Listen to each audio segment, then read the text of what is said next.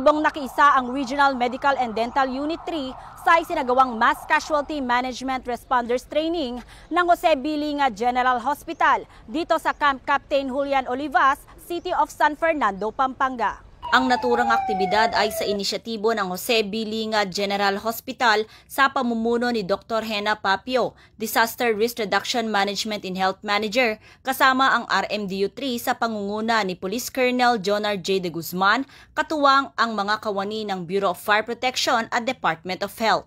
Nagsilbing simulation exercise ang aktibidad kung saan ipinakita ang aktwal na senaryo ng isang mass casualty incident.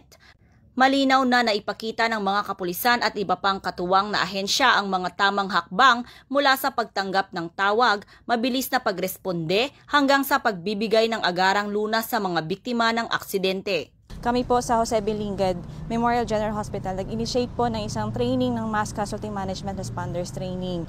Siyempre ito rin po yung sa mga lahat po ng mga responders natin ay prepared kung ano mang sakuna ang mangyayari. Whether any disasters, nagkakaroon po tayo ng mga mass casualty. So, pinaprepare po namin mga in coordination also with other personnel from the Philippine National Police and even mga Bureau of Fire Protection and even po yung mismong responder ng Jose Bilinga na kasama din po ang aming Philippine Emergency Medical Assistance Team. Binigyang diin din sa pagsasanay ang kahalagahan ng maayos na koordinasyon at pagtutulungan ng bawat ahensya upang matiyak ang epektibo at mabilis na pagtugon sa panahon ng sakuna at emerhensya.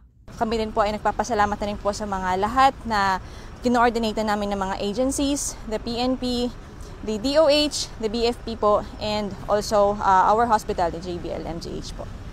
Layunin ng pagsasanay na palakasin ang kahandaan at kakayahan ng mga responders sa pagtugon sa mga sitwasyong may kinalaman sa malawakang insidente upang masiguro ang kaligtasan at mabilis na pagresponde sa oras ng pangangailangan.